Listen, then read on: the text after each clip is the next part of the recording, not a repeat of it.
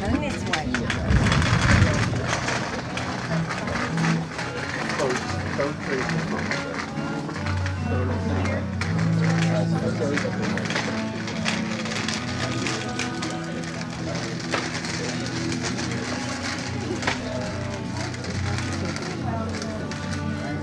You're welcome.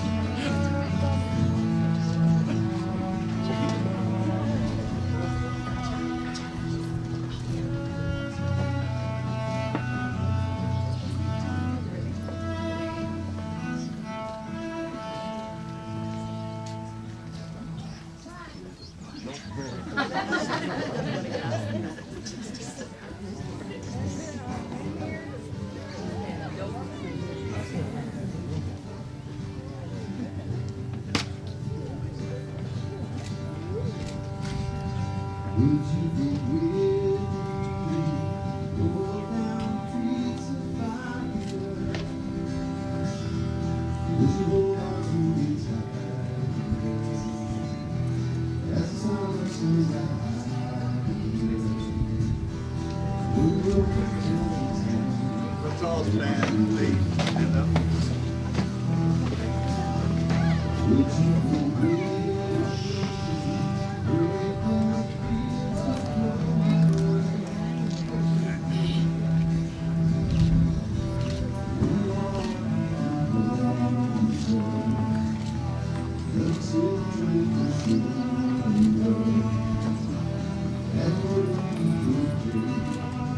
Who gives this lady away in marriage to this man?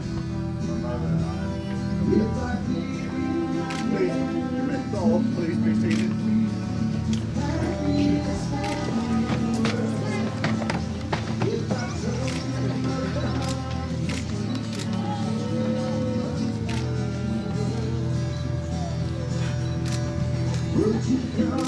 My name is Edwin Logsdon. I am Becca's grandfather. I'm so happy to be here today.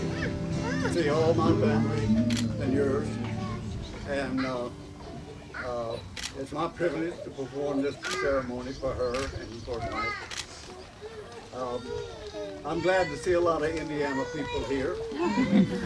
My grandfather and my grandmother and my mother, they're from Indiana, down by Terre Haute and in there, not too far away.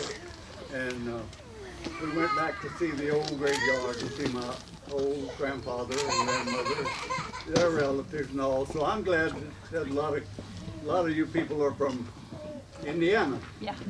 So it's a wonderful state, but this is a wonderful state that I was born in, even after that. And I'm so thankful to be here today, and I just want to welcome everybody that's here and welcome Mike's family. They made the journey all the way, and good to see Big Mike and his wife, and Debbie, and all the rest of you that I've not met. I just want to thank you for being here, and I know that Mike and them do too. If you don't mind right now, we want to have a little prayer, and just an opening prayer to ask God to be with us. So if you just bow your heads with me, we will ask God to be with us. Father in heaven, we ask you to be with us. We desire your presence to be with us this day. And our Lord Jesus, honor us by being here with us in the midst of us. For you said where 2 or 3 are gathered together in your name, that you would be there. So we know that you are here now, Father, with us, and that you will be here. And we want to just thank you for being here and ask it all in Jesus' precious, loving name. Amen. Amen. Rebecca and Mike wanted me to thank all of you also in their relationship. All those that know them and care for them, you're all here, you girls and you boys. I know that they're so glad to have you and their parents and grandparents. I know that Mike's grandparents are not here, and I wish they were. And I know he does, and some of them. In the same way with Becky. She wishes that her grandparents, Jimmy and Billy Plumley, were here, but they're not. They're going on home. And Beth Teague, my daughter, her aunt, she wishes that she was here, and Sandra Golden, they're all gone. Mike's side, he wished too that his grandparents, Alice and Harold Muenich, was here, but they're gone home too. And Jean and Virgil Terry, I suppose they've gone on home too. And I'm glad that I can say this for him, because I know he wishes that they were here to witness his marriage. This is one of the oldest ceremonies that's recorded in history. It's the first marriage long, long time ago, thousands of years ago, when God made a man. And he saw while he was working that he had nobody with him. So he said to those around him, he said, let us make man. Let us make man. Let us know there's somebody else in heaven besides just God. So he made a man, he took Adam to sleep and made a woman from a rib out of Adam's body and gave her, as Mike will do, and as my son Tom did Becky, gave Becky to Mike to marry her and to love her and take care of her.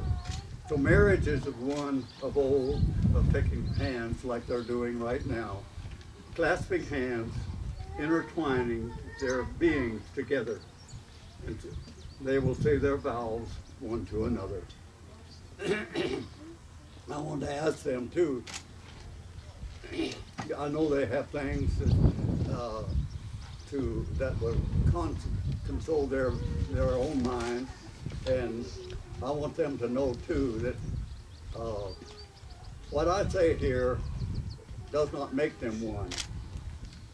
The state here that they live in now, right now, in Arkansas, does not make them a couple. They make themselves a couple by loving one another and caring for one another, by the strength and power of faith and the love that Becky has for Mike and Mike has for Becky. That's what makes a marriage work. It's to love one another, to care for one another, and to be there when they're in trouble. Becky, you and Mike have asked your sisters Meredith and Miranda to read some passages on love. And Miranda is going to read her part first. And I didn't see them. I don't know where they're sitting. There she is. So will you come and read yours first, Miranda? Please. Thank you. That's all right. A reading from an Arkansas native, Maya Angelou, entitled Touched by an Angel. We, unaccustomed to courage, exiles from delight, live coiled in shells of loneliness until love leaves its high holy temple and comes into our sight to liberate us into life. Love arrives, and in its train comes ecstasies, old memories of pleasure, ancient histories of pain. Yet if we are bold, love strikes away the chains of fear from our souls. We are weaned from our timidity in the flush of love's light. We dare be brave, and suddenly we see that love costs all we are and will ever be. Yet it is only love which sets us free. Meredith, would you please come wherever you are? There you are. A reading from The Amber Spyglass by Philip Pullman. I will love you forever. I will love you forever, whatever happens, till I die and after I die, and when I find my way out of the land of the dead, I'll drift about forever, all my atoms, until I find you again. I'll be looking for you every moment, every single moment. And when we do find each other again, we'll cling together so tight that nothing and no one will ever tear us apart. Every atom of me and every atom of you. We'll live in birds and flowers and dragonflies and pine trees and in clouds and in those little specks of light you see floating in sunbeams.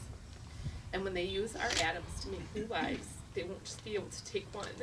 They'll have to take two, one of you and one of me. Yes.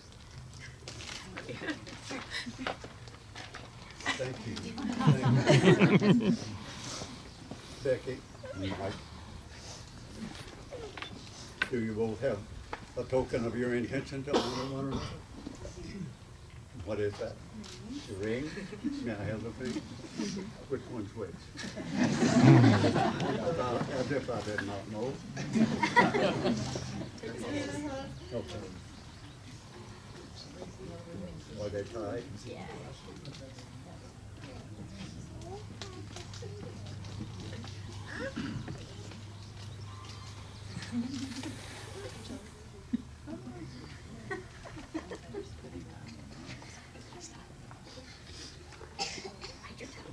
There you go. There you go.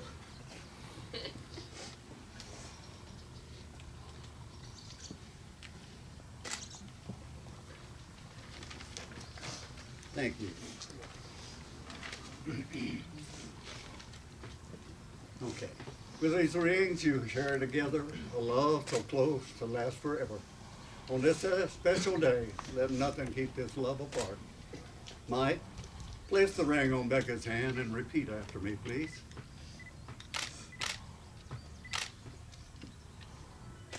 I, Mike, choose you to be Becca, to be my wife. I, Mike, choose you, Becca, to be my wife. To respect you in your successes and in your failures. To respect you in your successes and your failures. To care for you in sickness and in health. To care for you in sickness and in health. To nurture you. To nurture you. And to grow with you throughout the seasons of life. And to grow with you throughout the seasons of life. Becky, would you please place your ring on Mike's finger, please? And repeat after me, Mike. Becky. I, Becca, choose you, Mike, to be my husband. I, Becca, choose you, Mike, to be my husband. To respect you in your successes and in your failures. To respect you in your successes and your failures. To care for you in sickness and in health. To care for you in sickness and in health. To nurture you and to grow with you throughout the seasons of life. To nurture and to grow with you throughout the seasons of life. Thank you. Now that Becca and Mike have committed their lives to one another, it is time to unite their families as one. In lieu of the traditional unity ceremony, Mike and Becca have chosen a symbol of unification more close to their heart, which is water. Today they will combine water with Becca's home, Arkansas, with water from Mike's home, Indiana, to nurture a tree that will symbolize their union for a lifetime to come. As their love grows and weathers the trials of life, so too will their tree. Betty and Debbie respectfully water and water cans to Becca and to Mike, who water the tree.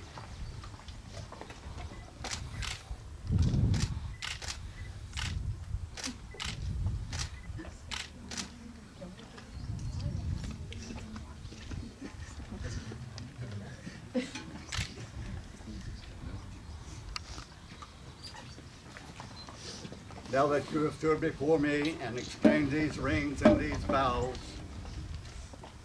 you have united your family together as one. It gives me great pleasure to pronounce that you are husband and wife. Well,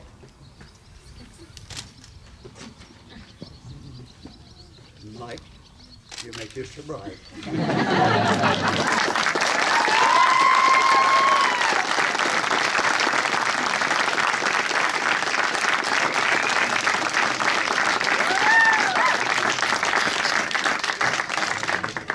Introduce to everybody, Mr. and Mrs. Michael Muenich.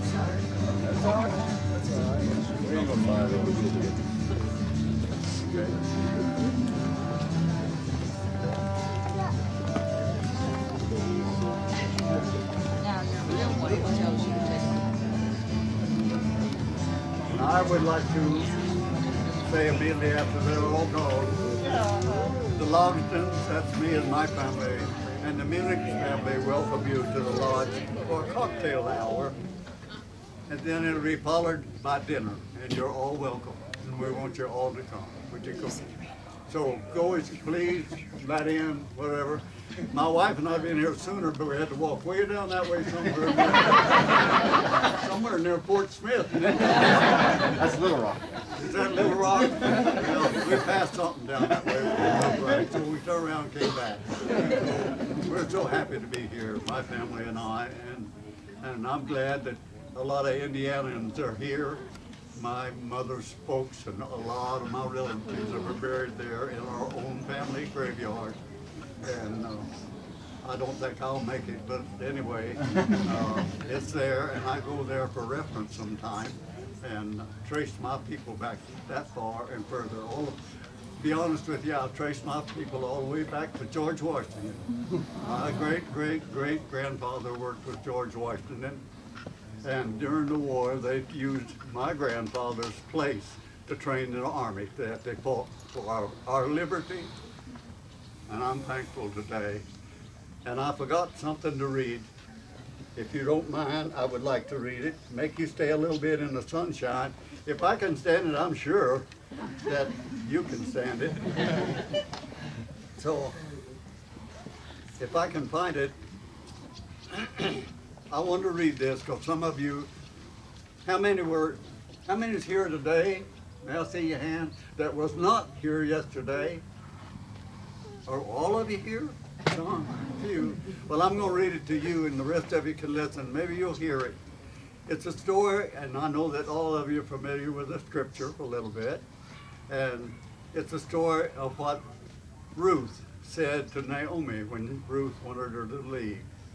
And she said this, "Entreat me not to leave thee, nor return from following after you. For where you go, I will go. Where you stay, I will stay. Your people will be my people, and your God will be my God. Where you die, I will die, and there I will be buried.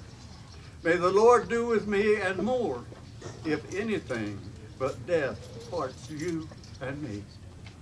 And I hope that all of you that are married, that that's the way you feel toward one another. And I pray in my heart, truly, that Mike and Debbie will be the same way, that they will live together as long as my wife and I have lived, and that's been a long time.